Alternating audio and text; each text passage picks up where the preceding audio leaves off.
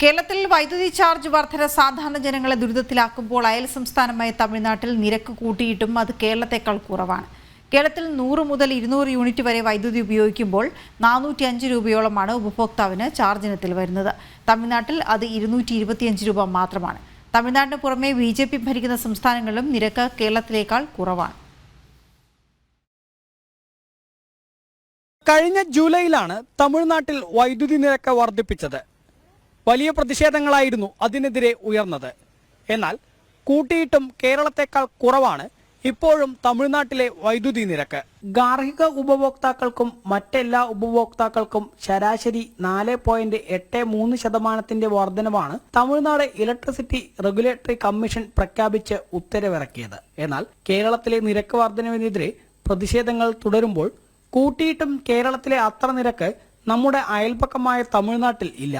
500 unit വരെ കേരളത്തിൽ 7 രൂപ 90 പൈസയാണ് നിരക്ക്. എന്നാൽ താരിഫ് വർദ്ധിപ്പിച്ചതിന് ശേഷവും തമിഴ്നാട്ടിൽ 500 യൂണിറ്റ് വരെയുള്ള നിരക്ക് 6 രൂപ 45 പൈസയാണ്. കൂടാതെ നിരക്ക് വർധന സാധാരണ ജനങ്ങളെ ബാധിക്കാതിരിക്കാൻ സബ്സിഡിയും സൗജന്യ വൈദ്യുതിയും തമിഴ്നാട്ടിൽ നൽകുന്നുണ്ട്. ആദ്യ 100 യൂണിറ്റിന് എല്ലാ ഗാർഹിക ഉപഭോക്താക്കൾക്കും സൗജന്യമാണ്. അതിനുശേഷമുള്ള 100 യൂണിറ്റിന് 50% സബ്സിഡിയുണ്ട്.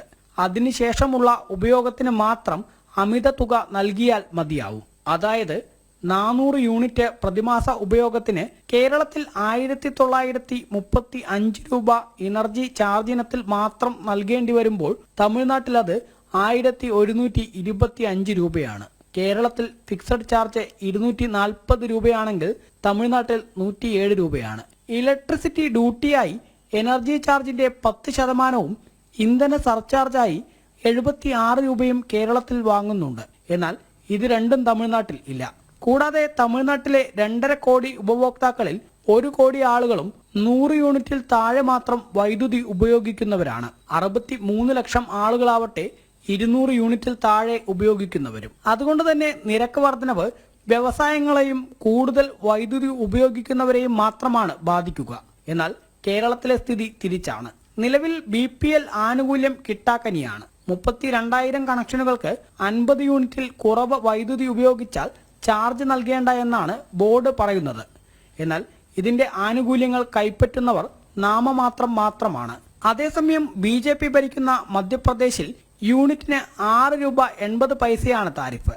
ആന്ധ്രാപ്രദേശിൽ 7 രൂപ 30 പൈസ.